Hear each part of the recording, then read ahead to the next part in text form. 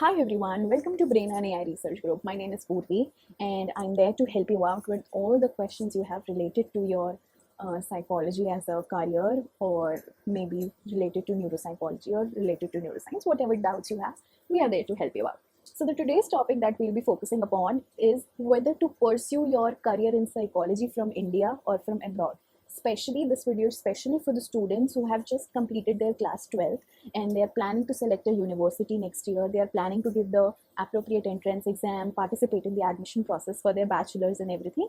This video is for them. So let's get right into it. First and the foremost question that you need to know is your long-term plan. See, I understand that the certain questions that you have in mind are important, which could be which college has a better ranking, which college has a better placement value, where is my friend going, where I can find my peers, which country is most aesthetic to study. These are certain valid questions which every student have in their mind.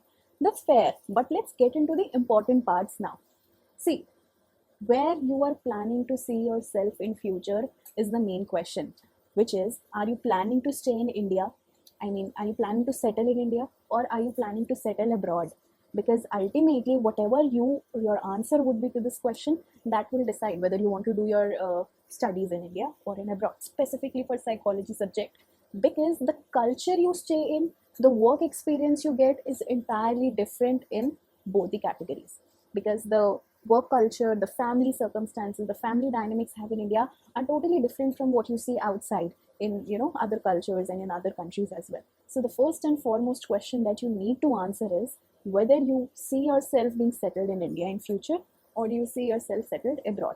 So answer that question first, and let's come to the second part now. Now, for example, let's take India. You are planning to get settled in India and you get clients within the Indian context only.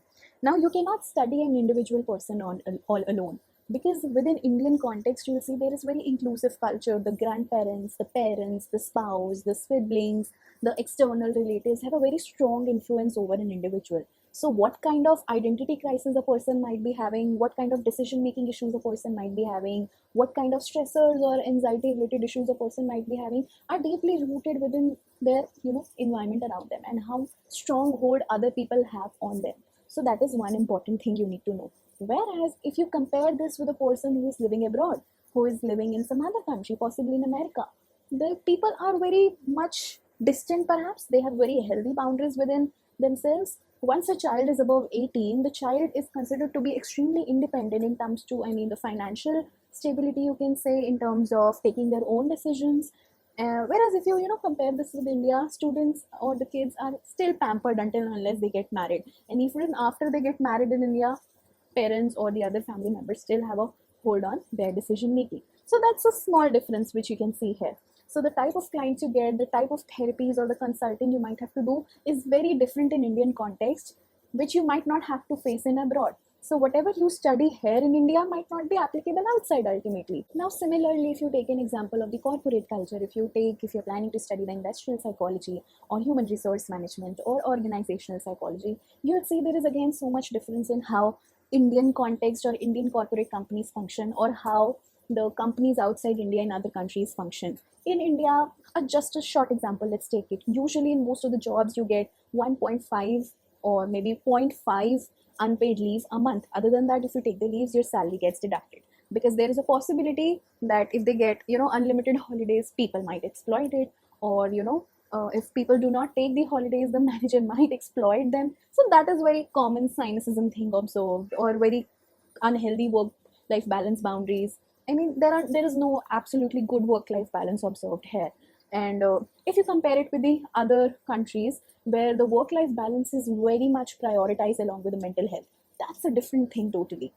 Now, there, what you can simply observe is, for example, if you need a holiday, if you actually need it, you'll get that. Your money would also not be deducted, because your manager knows outside that yes, he actually needs it. He'll not impact my work. He'll complete the work on time. It's fine even if they take holidays, until unless they're impacting my work.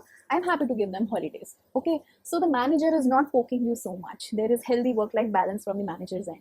And if I see from the employer's end, like what the employee thinks, So employee knows that whenever I want the leave, my manager gives it to me. They do not make it difficult for me to get a short leave for I am sick, no unnecessary explanation. They know, they do not poke me. So whenever I need help, my manager is there. And when the manager needs some work to be done on time, they know that their employee is always ready to do that. They are not compromising the work. So they have a very mutually strong understanding between each other. There is extremely healthy work-life balance. What I've also observed, that people take their weekends totally off. They spend their time with their families, they take small vacations and everything. They enjoy the time. So the boundaries, how people maintain that is entirely different abroad as compared to India. So what issues you might observe in India and how you learn to tackle to it with the help of psychology might not be applicable abroad. So even if you study in India and then go to abroad, then you cannot use your current knowledge there. You need to understand their issues, their problems, and then accordingly tackle their problems. Similarly, if you study in India, study outside, you study abroad, and then you come back to India and think that now I can use that knowledge in India, then again you'll find different issues. You'll find different context of problems that people might face, which you might not have learned. So the information you grasp there might not be applicable in this country, might not be applicable in India. So you won't know how should I tackle with this problem. Ultimately, the cultural issues are one of the most important thing that you need to keep in mind. Okay, that is the most important advice I can give you. If you know that you are planning to stay in India, learn the Indian context thoroughly. Look the most common issues people face in every sector, wherever, whatever specialization you are planning to take in the area of psychology. Okay, focus on that, and accordingly you'll receive the clients. Accordingly, you'll get exposure. Accordingly, you can practice within that field. Accordingly, you will be able to understand things better and treat the clients better.